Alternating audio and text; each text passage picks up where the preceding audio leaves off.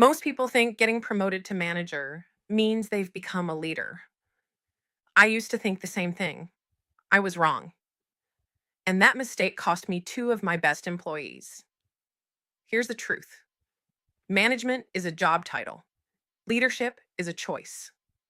And confusing the two is why so many talented people leave good companies.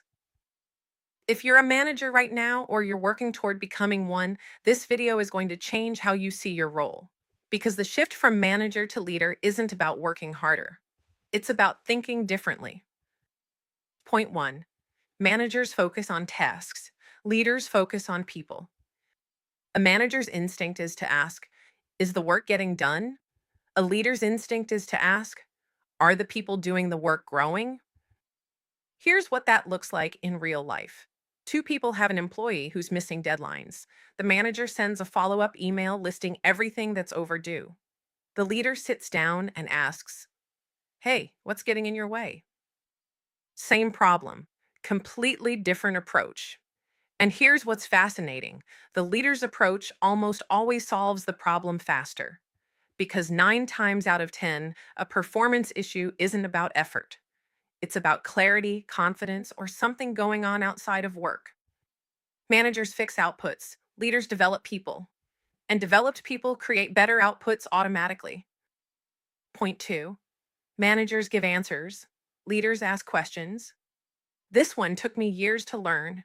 I used to think being a good manager meant having all the answers. Someone would come to me with a problem, and I'd immediately tell them what to do. It felt efficient.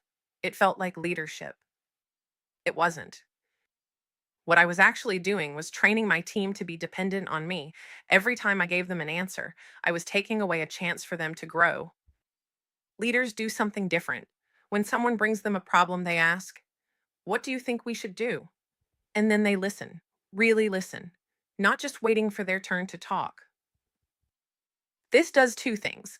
It builds your team's confidence and problem solving skills, and it almost always surfaces better ideas than what you would have come up with alone. Your team is closer to the work than you are. Their instincts are valuable. Start treating them that way. Point three: managers build processes, leaders build culture. Processes are necessary. I'm not knocking them. You need systems, workflows, and standards. But processes only govern what people do when someone is watching. Culture governs what people do when no one is watching. As a manager, you can write a policy that says people should be honest with each other.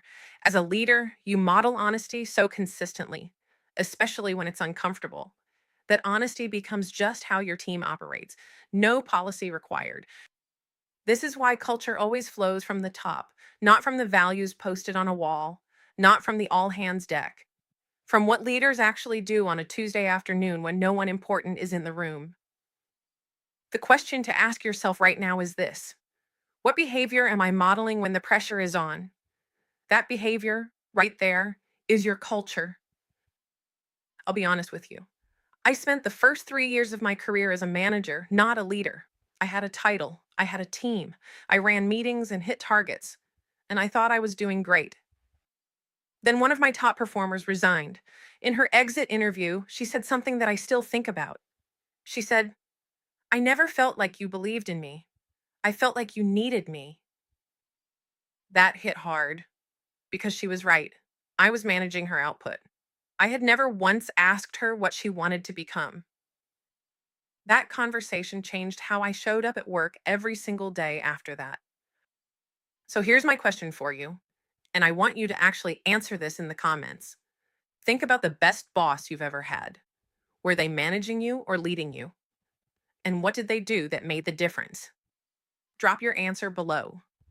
Because honestly, your experience might be exactly what someone else needs to hear today. Hit subscribe, and I'll see you in the next one.